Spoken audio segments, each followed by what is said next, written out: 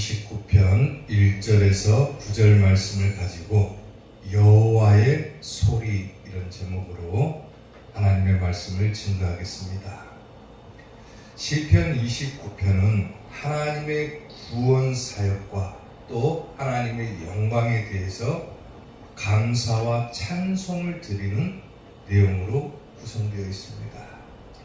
특히나 오늘 본문 시편 29편을 보게 되면 중점적인 단어가 한 가지가 나오죠. 바로 여호와의 소리, 이런 단어가 나옵니다. 무려 7차례에 걸쳐가지고 반복적으로 여호와의 소리가 어떠어떠하다 이렇게 기록되어 있는데, 도대체 여호와의 소리가 어떤 소리이길래 이렇게 7번에 걸쳐서 기록을 하고 있는가? 보통 이 시편 29편을 해석을 할 때는 자연현상과 더불어서 해석하는 경우가 다반사입니다. 그래서 시편 19편과 비교해가지고 자연현상과 비교해서 이 시편 29편을 해석하는 경우가 많은데, 오늘 이 시편 29편을 거기에 머물러가지고 해석을 해버린다면 너무나 단순해버립니다. 그래서 오늘은 조금 더 심도 깊게 과연 여호와의 소리가 어떤 소리냐, 오늘 이러한 부분들을 살펴보고자 합니다. 자, 여호와의 소리 첫 번째, 많은 물 위에 계신다 그랬어요. 오늘 보면 3절 말씀을 보면은 여호와의 소리가 물 위에 있도다. 영광의 하나님이 우레소리를 내시니 여호와는 많은 물 위에 계신다 그랬어요. 보통 일반적인 해석법을 적용하면은 여기서 많은 물 위에 계신다 그러면은 보통 이 물을 어떻게 해석해 버리냐면은 그냥 구름이라고 단순하게 해석을 해버립니다. 그래서 여호와의 소리는 구름이 있다 이렇게 해석하고 끝나버려요. 보통 일반적인 주석들을 보게 되면 그렇게 해석을 합니다. 여호와의 소리가 구름이 있도다. 도대체 이게 무슨 말인지를 모르겠는 거예요. 그런데 오늘 성경을 보게 되면은 여호와의 소리가 물 위에 있다. 그리고 뒷부분을 보게 되면 많은 물 위에 있다 그러죠. 여기서 소리 있다, 여호와의 소리가 물 위에 있다 그런데 이 소리라고 하는 것은 소리치다 혹은 선언하다 이런 의미를 가지고 있어요. 다시 말하면 이 소리가 무엇을 의미를 하냐면 바로 하나님의 말씀을 의미하는 거예요. 아멘. 그러니까 다시 해석을 하게 되면은 하나님의 말씀이 물 위에 있다 그랬어요. 물 위에, 뭐뭐보다 뭐뭐 위에 있다 그런 의미죠. 도대체 뭐 위에 있느냐? 많은 물 위에 계신다 그랬어요. 근데 일반적인 해석법을 적용하면은 하나님의 말씀이 구름에 있다. 도대체 무슨 의미입니까? 아무런 의미가 없죠. 여기서 많은 물 위에 있다. 도대체 이 물이 상징하는 것이 뭔지를 일단은 알아야 되겠죠. 자, 예수님께서는 니고데모와의 대화를 통해서 이 부분을 말씀을 하셨죠. 요한복음 3장 5절을 보게 되면 예수님께서 대답하시되 진실로 내게 이르노니 사람이 물과 성령으로 나지 아니하면 하나님의 나라에 들어갈 수 없다 그랬죠. 여기서 물은 뭐를 의미합니까? 하나님의 말씀을 의미하죠. 다시 말하면 하나님의 말씀과 성령으로 거듭나지 아니하면 하나님 나라, 즉 천국에 들어갈 수가 없다 그랬어요. 그러니까 이 물이 상징하는 것은 역시 뭡니까? 하나님의 말씀을 상징하죠. 말씀을 상징하는 거예요. 말씀.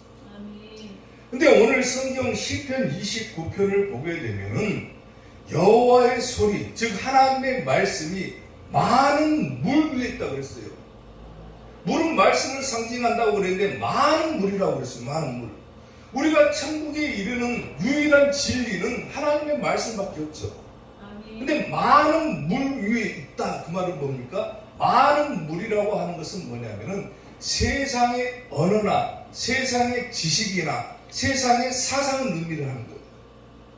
아멘. 물이 상징하는 것은 말씀이고 많은 물이라고 그랬으니까 많은 물은 뭡니까? 즉 세상의 지식, 사상을 의미하는 거예요. 근데 어떠한 세상의 지식과 사상과 교양과 어떤 세상의 언어보다도 하나님의 소리가 그 위에 있다.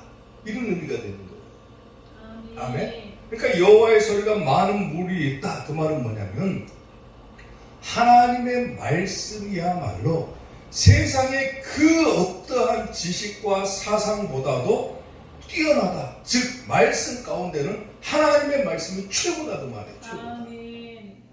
아멘. 그런 의미가 있는 거예요. 역시 마찬가지로 요한계시록 17장을 보게 되면은 큰 음녀의 이야기가 나오죠. 근데 이 음녀의 모습을 한번 보십시오. 또 일곱 대접을 가진 일곱 천사 중 하나가 와서 내게 말하여 이르되 이리로 오라. 그리고 뭐라고 합니까? 많은 물 위에 앉은 큰 음녀. 그랬어요. 큰 음녀가 어디에 있습니까? 많은 물 위에 앉아있다 그랬어요.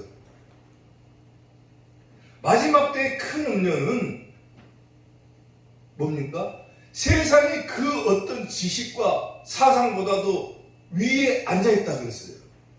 많은 물에 앉아있다. 근데 이 큰 음녀는 어떻게 됩니까? 하나님의 심판을 받죠. 아멘. 큰 음녀는 심판을 받아요. 세상의 모든 지식과 언어와 또 사상을 통합을 합니다. 이 음녀가. 그래가지고 자기가 그 위에 앉아있는 거예요. 자기가 쉽게 말하면 세상의 모든 지식들을 다 다스려버리는 거예요. 그리고 자기가 최고다라고 얘기를 해요. 근데 아까 시편 29편하고 비교를 하자면 뭡니까? 여호와의 소리가 많은 물 위에 있다 그랬죠. 하나님의 소리가 더 뛰어나다 그 말이에요. 이 큰 음녀는 마지막 때 결국은 심판을 받습니다. 요한계시록 17장에서는 이 큰 음녀가 얼마나 배교하고 타락하고 또 세상의 모든 종교와 또 모든 사상을 다 통합해가지고 하나님을 대적할 것을 암시를 하고 있죠. 쉽게 말하면 오늘날 이 큰 음녀가 많은 물 위에 앉아있다는데 여기서 많은 물은 오늘날로 치면 종교 혼합주의나 다원주의를 의미를 하는 거예요. 그리고 장로교의 시초가 되는 종교개혁가인 칼빈은 이 큰 음녀를 누구로 보냐면 바로 가톨릭으로 보기로 했죠. 가톨릭으로 보기도 합니다. 세상에 그 어떤 것보다도 뛰어나다라고 얘기를 하는 거예요. 그런데 하나님의 소리는 그것보다도 훨씬 더 위에 있다. 오늘날은 우리가 자칫 잘못하면은 이러한 언어 도단에 빠지기가 쉽습니다. 사람들이 말하는 사상에 젖어들기가 쉬운 세상에 우리가 살고 있는 거예요. 종교 다원주의자들이 말하는 것이 뭡니까? 쉽게 말하면 모든 종교에도 구원이 있다라고 얘기를 해요. 그리고 우리가 예수님을 믿는 것은 구원에 이르는 하나의 길일 뿐이다라고 얘기를 해요. 마치 우리가 저 산 정상을 향해서 올라갈 때 앞으로 올라가기도 하고 뒤로 올라가기도 하는 것처럼 결국에 가서는 정상에서 다 만난다. 어떤 종교를 믿든지 간에 결국은 다 구원에 이르고 천국 갈 수 있다. 그렇게 주장을 하는 거예요. 근데 우리가 믿는 것은 뭡니까? 구원에 이를 수 있는 길은 오직 단 하나밖에 없죠. 예수님 믿는 것밖에 없어요. 아멘. 근데 종교 다원주의자들이 모든 종교에도 구원이 있다. 기독교만 있는 것이 아니라 모든 종교에도 다 구원이 있다. 그렇기 때문에 우리는 이 땅을 살아가는 우리들은 모든 종교를 하나로 모으고 통합하고 화합하고 서로 연결해가지고 친하게 지내야 된다. 그렇게 주장을 하는 거예요. 마치 물을 모으듯이 사상을 모으듯이 다 하나로 통합시키자 그 말이에요. 통합시키자. 그게 다원주의인 거예요. 다원주의. 혼합주의인 거예요. 기독교를 믿든 불교를 믿든 천주교를 믿든 뭐 원불교를 믿든 결국에 가서는 마지막에 다 구원받는다. 그러니까 너희 하나만 주장하지 말라는 거예요. 언뜻 들어보면 굉장히 듣기 좋은 말이죠. 모든 종교가 다 통합하고 서로 친하게 지내자고 하니까. 그래서 목사가 절에 가가지고 삼보일배도 드리고, 중들이 교회 와서 목탁 치면서 예배도 드리고, 말도 안 되는 현상들이 벌어지고 있는 거예요. 사랑하는 성도 여러분, 성경에서는 구원에 이룰 수 있는 길은 오직 하나밖에 없다고 얘기합니다. 아멘. 다른 이로서는 구원을 얻을 수가 없다. 아멘. 아멘. 천하 사람 중에 구원을 받을 만한 다른 이름을 우리에게 주신 적이 없다고 그러죠. 아멘. 오직 예수님만 믿어야 구원받아요. 아멘. 아멘. 아멘. 아무리 세상의 언어가 또 세상의 사상이나 이런 것들이 교회 안을 물밀고 들어온다 할지라도 우리가 유일 구원의 진리, 즉 말씀 가운데 최고인 하나님의 말씀만 잘 붙들고 있다면 절대로 이런 거에 흔들리지 않습니다. 아멘. 아멘. 아멘. 말씀을 너무 흐릿하게 보니까, 말씀을 덮어놓고 보니까 어떤 막 세상의 지식이 들어와도 그것을 막아내지는 못하는 거예요, 교회가. 심지어는 종교 지도자들도 마찬가지, 목사들도 마찬가지인 거예요. 종교통합이라는 타이틀 앞에 두고 중이 교회에 와서 목탁 치는 게 맞습니까? 목사가 절에 가가지고 108배 드리는 게 맞습니까? 108배가 상징하는 게 뭡니까? 귀신 아닙니까? 귀신. 귀신한테 108배 드리는 거예요. 그래놓고 종교를 하나로 모으자고 그러는 거예요. 중이나 목사나 같이 돌아다니면서 화합하자고 그러는 거예요. 성경을 몰라도 너무 모르고 덮어놓고 보니까 모르는 거예요. 여호와의 소리가 많은 무리에 있다. 세상에 어떤 것보다도 가장 뛰어난 것이 하나님의 말씀이다라고 얘기를 하고, 그 말씀만이 우리를 구원에 이룰 수 있게 해주는 것임에도 불구하고 이것들을 다 배제시켜버리고 종교를 하나로 모으자, 종교 통합하자, 세상의 지식도 받아들이자, 너희만 구원받을 수 있다고 주장하지 말아라, 헛소리들 하는 거예요. 구원에 이룰 수 있는 길은 단 하나밖에 없습니다. 예수님 믿는 것밖에 없어요. 아멘. 아멘. 아멘. 예수님을 믿는 믿음이 우리를 구원에 이끄는 거예요.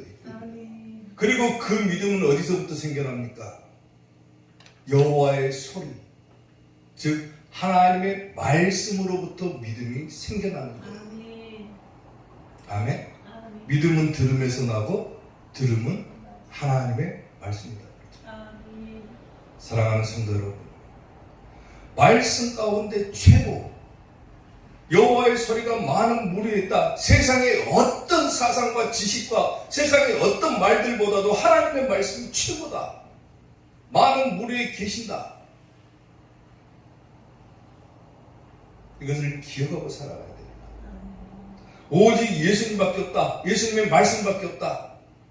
세상에 그 어떤 것보다도 뛰어나신 하나님의 말씀을 붙잡을 때 우리가 비로소 구원을 얻을 수 있다고 하는 사실을 깨달으시고, 말씀 가운데 최고가 되는 하나님의 말씀을 붙드는 여러분들이 되시기를 주님의 이름으로 축원합니다. 여호와의 소리 두 번째, 백향목을 꺾으신다 그랬어요. 오늘 보면 5절 말씀을 보면은 여호와의 소리가 백향목을 꺾으시며, 여호와께서 내바놓은 백향목을 꺾어 부수시고다 그랬죠. 여기서 백향목을 꺾었다, 그 말은 뭐냐면 하나님의 소리, 하나님의 말씀은 뭐가 있다는 말이냐면 권능이 있다는 얘기예요. 권능, 능력이 있다, 그 말이에요. 능력. 여기서 백향목이라고 하는 나무는 아주 강한 성질을 가진 나무죠. 쉽게 꺾어지지가 않습니다. 잘 부러지지도 않아요. 심지어 얼마나 강한 성질을 가지고 있냐면 이 백향목은 해충들도 함부로 공격을 못해요. 해충이 피해를 입지 않는 나무로도 유명합니다.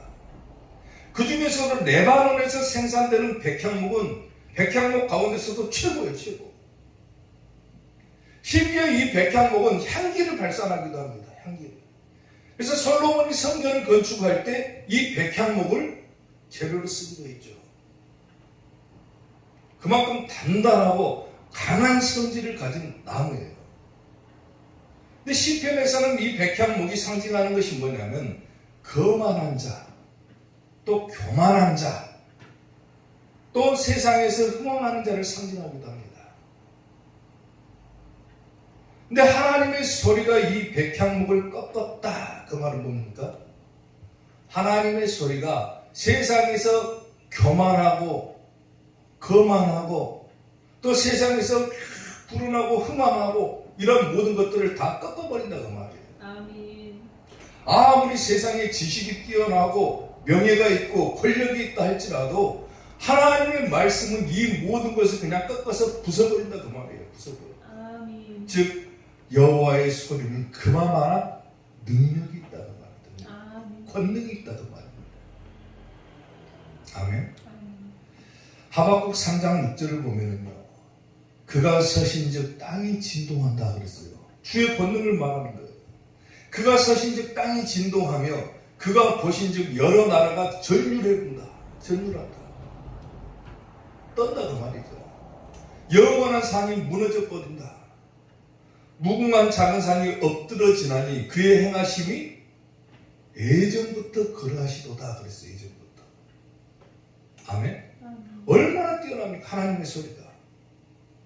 모든 산들이 막 다 뒤집어져 버립니다. 뒤집어져. 여러 나라들이 다 전율해 버려. 하나님의 소리가 임할 때는. 그만큼 권능이 있다고 말해요.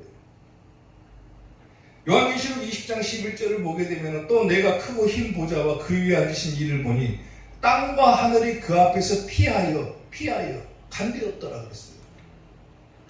땅과 하늘도 다 하나님의 말씀 앞에서는 아무것도 아닌 존재가 되어버리는 거예요. 아멘. 우리는 이 땅 위를 살아가면서 이 땅에서 잘 먹고 잘 살고 지식을 쌓고 명예를 얻고 권력을 얻는 것이 최고라고 생각하고 살아가지만은 하나님의 말씀 앞에서는 이 땅과 하늘조차도 피하여 간대가 없어져 버립니다. 그만큼 주의 권능이 뛰어나다. 아멘. 아멘. 아멘. 사랑하는 성도 여러분, 우리는 예수님을 믿는 자들이죠. 하나님의 말씀을 따르는 자들입니다. 근데 예수님을 믿는 자들에게 하나님께서 특별하게 주시는 선물이 한 가지가 있어요. 그게 뭘까요? 예수님을 믿는 자들에게 하나님께서 특별하게 주시는 선물이 한 가지가 있는데 그 선물은 뭐냐면 바로 성령님께서 함께 임재해 주신다는 거예요. 아멘. 자 보세요. 사도행전 1장 8절을 보게 되면은 이 성령님이 우리가 예수님을 믿을 때 하나님께서 특별한 은혜로 이 성령님의 임재를 함께 주시는데 이 성령님과 함께 따라오는 것이 한 가지가 더 있습니다. 오직 성령이 너희에게 임하시면 너희가 뭘 받는다고 합니까? 권능을 받고. 권능을 받는다고 해요. 아멘. 내가 예수님 믿기로 작정을 했어요. 그러면 하나님께서 선물로 내게 주시는 것이 성령님입니다. 근데 그 성령님과 함께 따라오는 것이 뭐냐면 권능이라고 하는 거예요. 권능. 하나님의 능력이죠. 전지전능한 능력이 함께 따라온다는 거예요. 오직 성령님이 너희에게 임하시면 너희가 권능을 받고 예루살렘과 온 유대와 사마리아 땅끝까지 이르는 내 증인이 되리라 그랬죠. 여기서 권능이라고 하는 것은 강력하다, 힘이 있다 이런 의미예요. 그만큼 하나님의 말씀에는 뭐가 있다는 거예요? 힘이 있고 능력이 있다는 거예요. 아멘. 감히 우리가 상상하지도 못할 정도의 어마어마한 힘이 하나님의 말씀에 있다라고 하는 거예요. 아멘. 우리가 아까 앞서서 구절을 봤죠. 세상의 모든 나라들이 하나님의 말씀 앞에서는 떨어버린다고 그랬어요. 산들이 엎드러져 버린다고 그랬어요. 하나님의 말씀 앞에서. 땅과 하늘이 피하여 간대가 없어져 버린다고 그랬어요.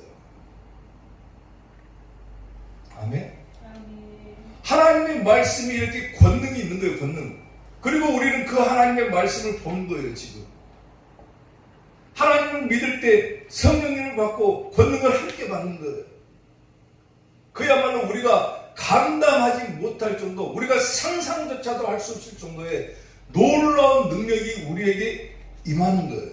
아멘. 근데 우리는 이렇게 강력한 힘이 있는 말씀을 붙들고 살아감에도 불구하고 우리는 쉽게 좌절하고 넘어지고 시험에 빠지는 거예요. 왜? 내가 가진 것이 어떤 것인지를 모르기 때문에 그러는 거예요. 전쟁에 나가는 장수가 자기 품 안에 그 어떤 칼도 부술 수 있는 놀라운 무기를 소지하고 있음에도 불구하고 전쟁터에 나가가지고 자기는 힘이 없다고 도망만 치고 있는 거하고 똑같은 거예요. 이 칼을 빼기만 하면 무엇이든지 다 썰어버릴 수가 있고 잘라버릴 수가 있는데도 불구하고 자기가 그 놀라운 복음들을 손에 쥐고 있음에도 불구하고 이것을 빼내지를 못하는 거예요. 그러니까 강력한 상대를 만나면은 넘어져 버립니다. 예수님을 믿는 성도들도 자기가 가진 것이 얼마나 강력한 것인지를 모르기 때문에 세상에 나가가지고 세상 앞에서 무너져 버려요. 좌절해 버립니다. 조그만 시험 앞에서도 넘어져 버려요. 말씀과 더불어서 우리에게는 그만큼 놀라운 힘이 있음에도 불구하고 이 힘을 사용할 줄을 몰라가지고 넘어져 버려요.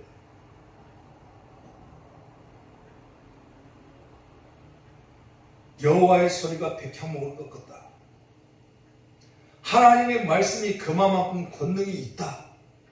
우리는 그렇게 권능이 있는 하나님의 말씀을 소지하고 있음에도 불구하고 이 말씀을 사용할 줄을 모르겠어요.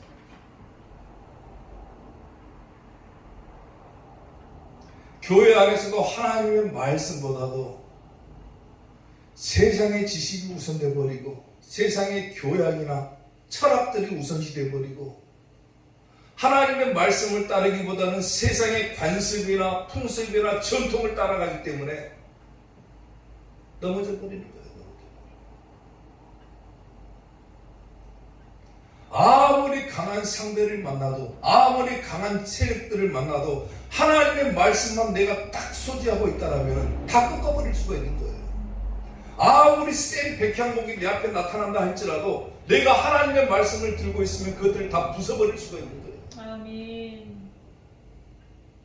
그만큼 당당하게 살아가야 될 그리스도인들이 나약하고 힘이 없고 좌절하고 살아가는 거예요.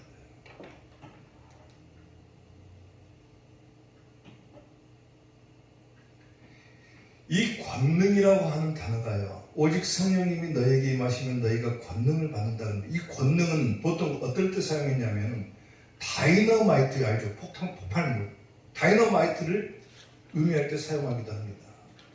그래서 어떤 사람이 재미있게 저 구절을 해석을 할 때 뭐라고 얘기를 하냐면 오직 성령님이 너희에게 임하시면 너희가 다이너마이트를 받는다 이렇게도 해석을 했어요.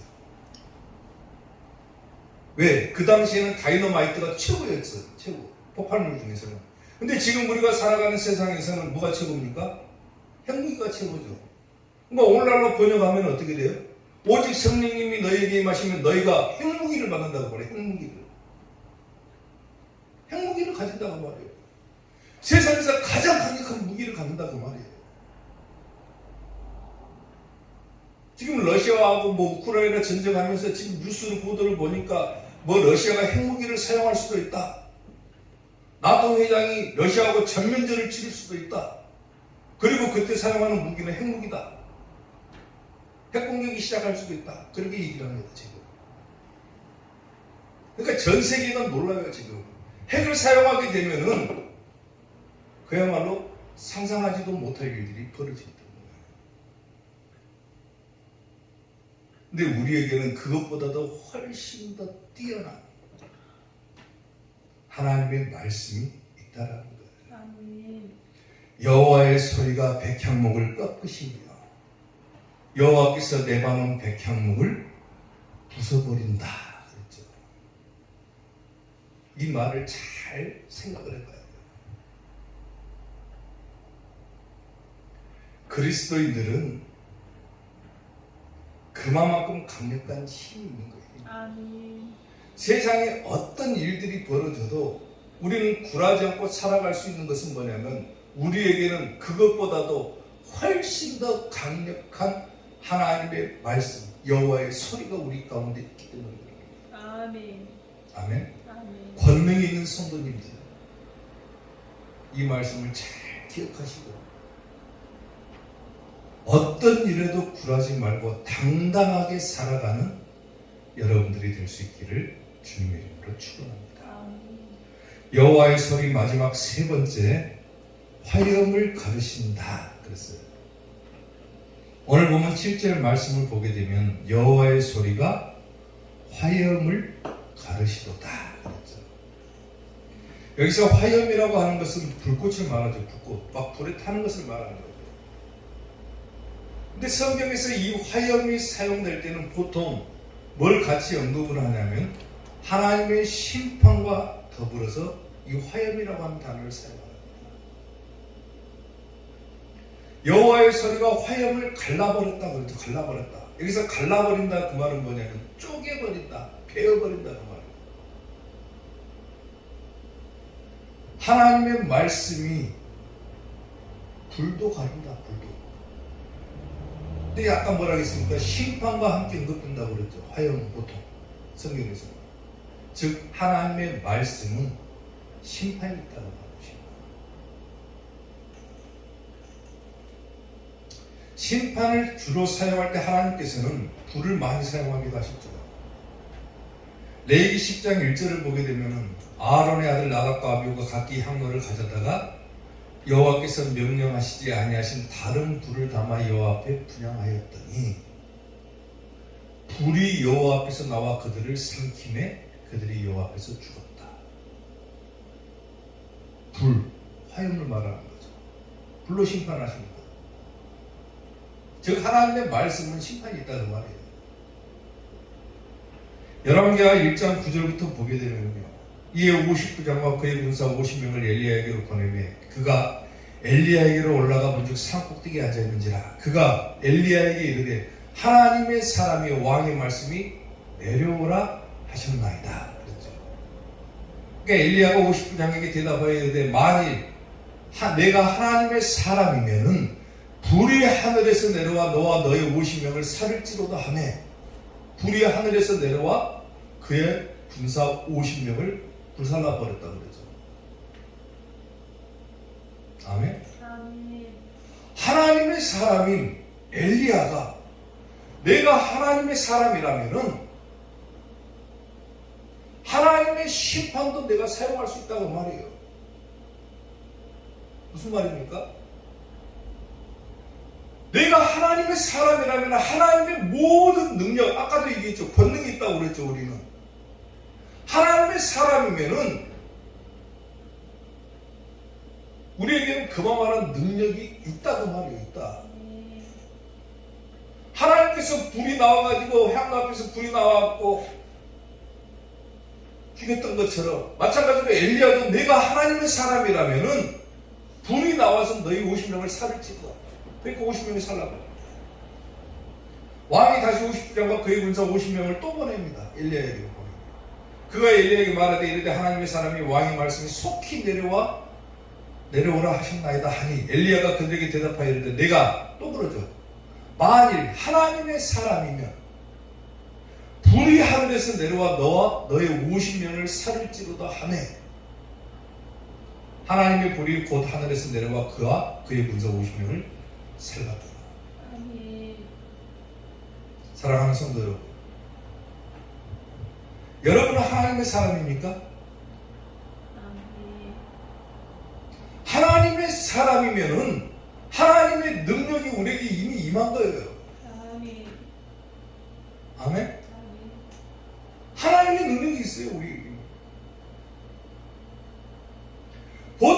하나님께서 이 불을 사용하실 때는 심판과 더불어서 사용하는데 우리에게도 그와 같은 능력이 있다 그 말이에요. 있다.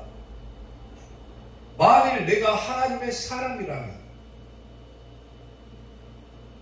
여러분은 하나님의 사람입니까? 엘리야도 우리와 성정이 같은 사람이다라고 성경은 얘기를 하는데 엘리야도 하나님의 능력을 저렇게 자유자재로 사용을 합니다. 왜? 하나님의 사람이기 때문에.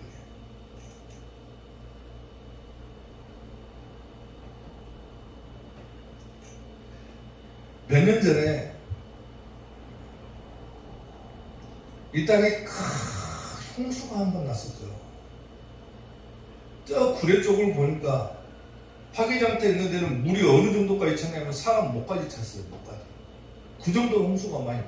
막 소들이 지붕 위에 올라가고 막 다 떠내려가고 보트 타고 다니면서 사람들을 구조하고 다니고, 구례뿐만이 아니라 전국 방방곡곡에서 막 홍수 때문에 난리가 났어요. 난리가. 사람들이 그 모습을 보면서 뭐라고 하냐면은, 야, 하나님께 벌 받았다. 하나님이 심판하신 거다, 저것은.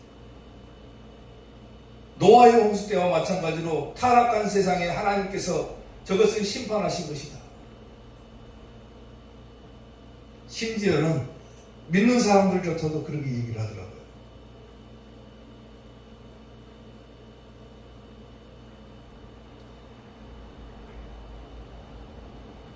성경에 기록된 심판은 물심판이 있었죠.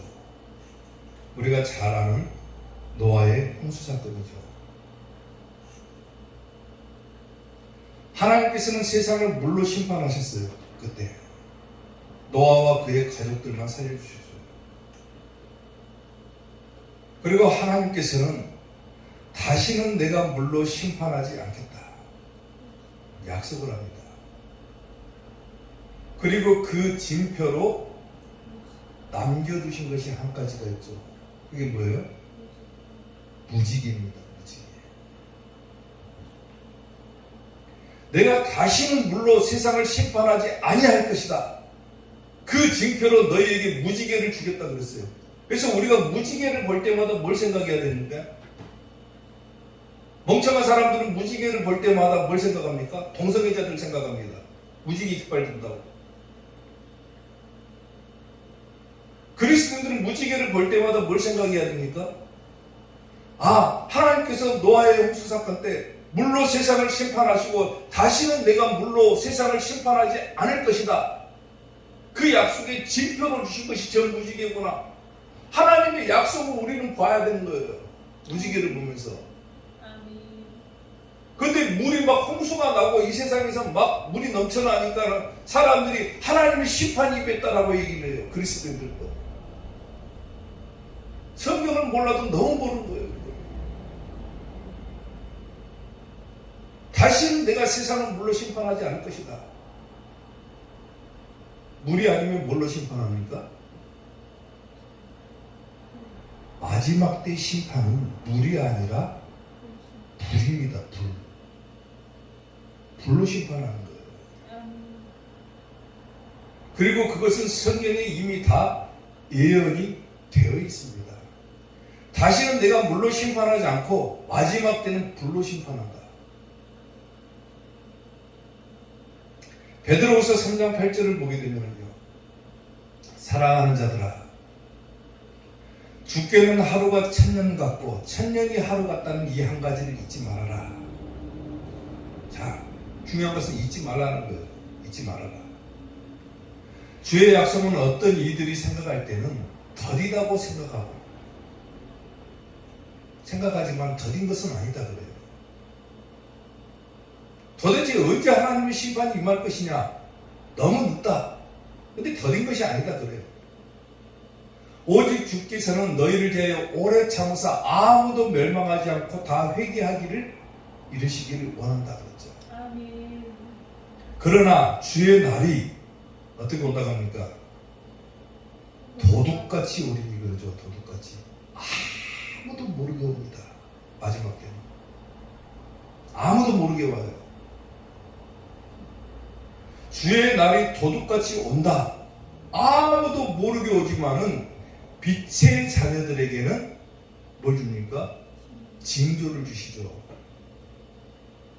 데살로니가후서 5장 2절에 기록이 되어 있죠. 빛의 자녀들에게는 그날이 도둑같이 임하지 못할 것이다 그러죠. 아멘. 믿지 않는 사람들에게 있어서는 주의 날이 도둑같이 옵니다. 도둑같이.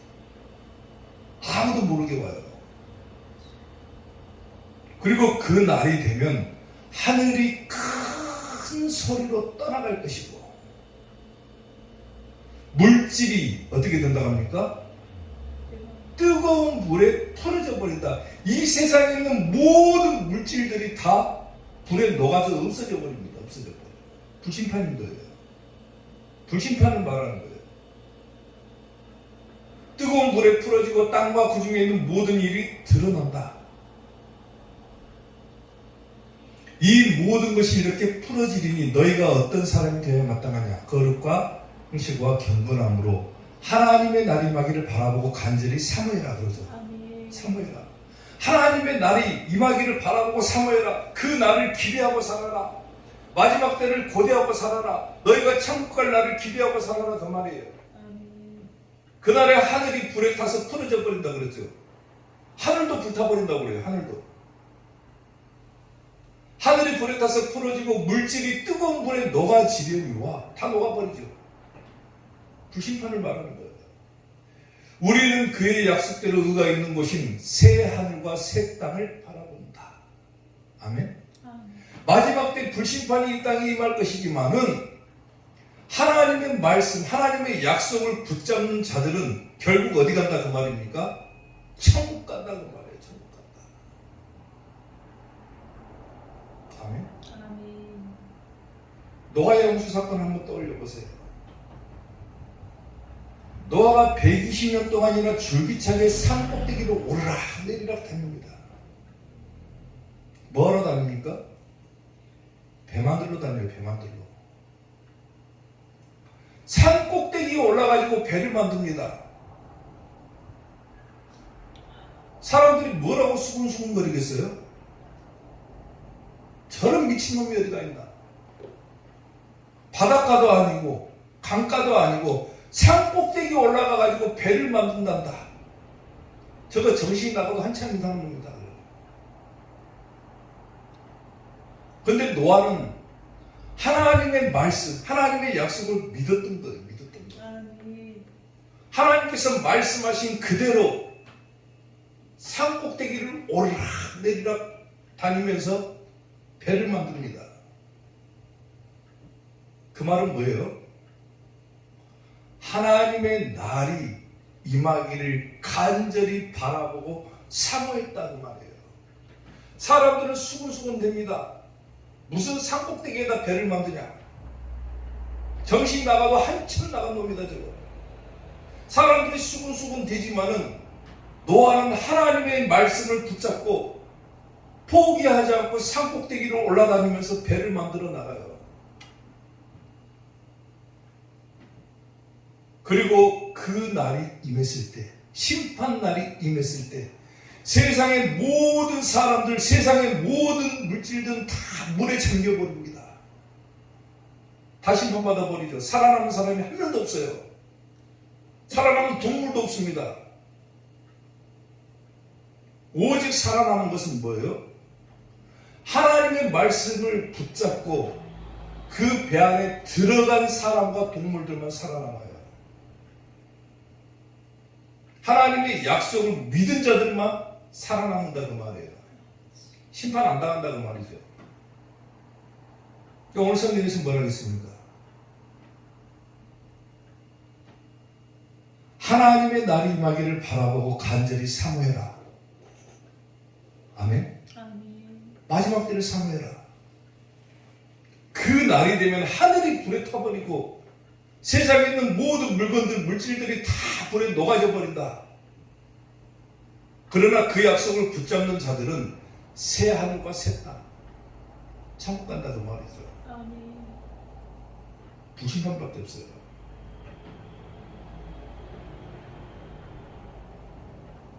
우리가 예수님을 믿는 것이 때로는 외롭고 고달플 수도 있어요. 세상을 살아가는 우리가 세상과 융합되지 못하고 우리 나름대로의 진리를 추구하고 살아간다면 세상 사람들은 우리 보고 수근수근거립니다. 저 예수쟁이들 서로 수근수근대요. 뭐 잘 먹고 잘 살았다고 저렇게 교회에다가 헌신하고 예수님 믿고 저렇게 살까? 세상 사람들이 수근수근 된다 할지라도 우리는 뭘 붙잡고 있기 때문에 그렇게 나아가는 겁니까? 하나님의 말씀, 약속을 붙잡기 때문에. 아멘. 마지막 때에 여호와의 소리가 화염을 가르신다 생각을 해보세요. 막 불이 막 난리가 난다 생각을 해보세요. 세상에 하늘도 막 불이 타서 없어져 버리는데 그걸 버틸 수 있는 사람이 어디가 있어요?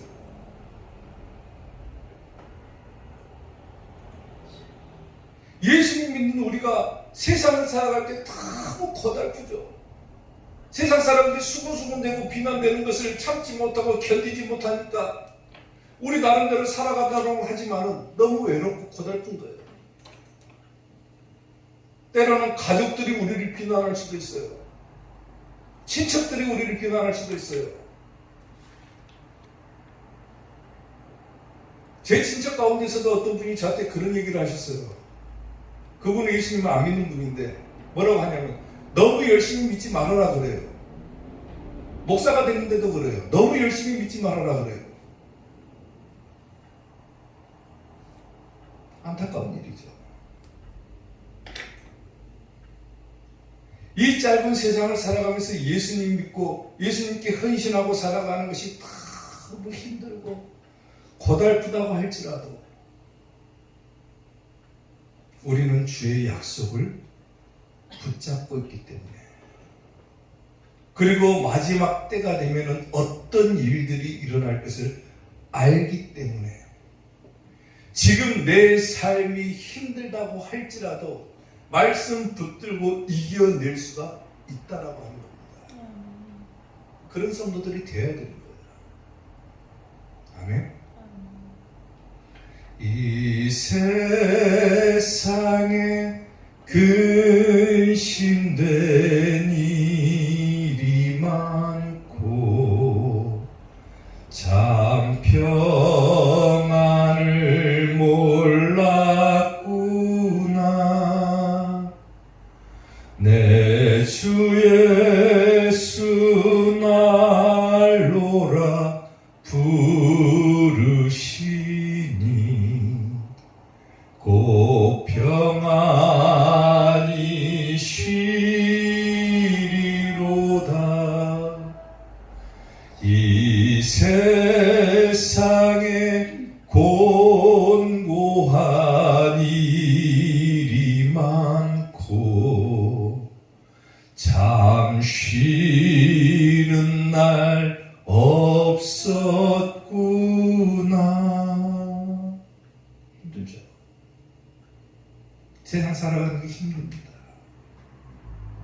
때로는 예수님께 열심히 헌신하느라 쉬는 날도 못 쉬고 주일날 교회 나와서 예배드리는 성도들을 보면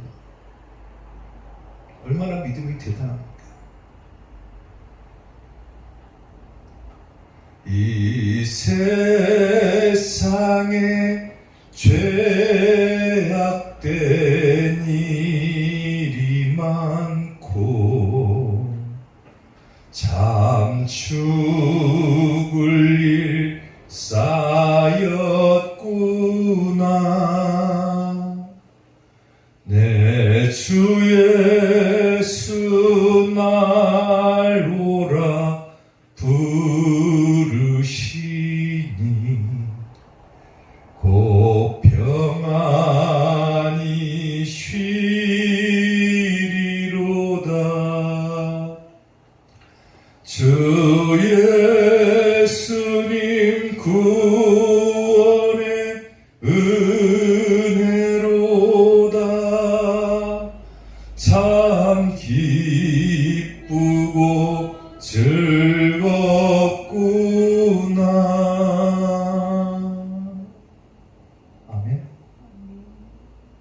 사랑하는 성도 여러분,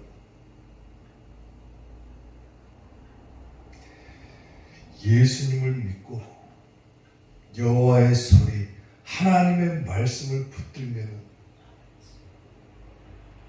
어떤 것도 다 이겨낼 수 있는 능력이 생깁니다. 아멘. 아멘. 아멘. 어떤 것도 다 이겨요. 그리고 마지막 최후의 그날이 온다고 할지라도 우리는 그것들을 다 이겨낼 수가 있습니다. 아멘. 여호와의 소리를 붙잡으시고, 지금 우리의 삶이 조금 고달프다고 할지라도 능히 우리가 이것을 이겨낼 수 있는 힘이 있음을 깨달으시고 잘 이겨내시고 잘 극복하시고 마지막 때 천국 가는 우리 사교의 성도들이 되시기를 주님의 이름으로 축원합니다. 기도하겠습니다.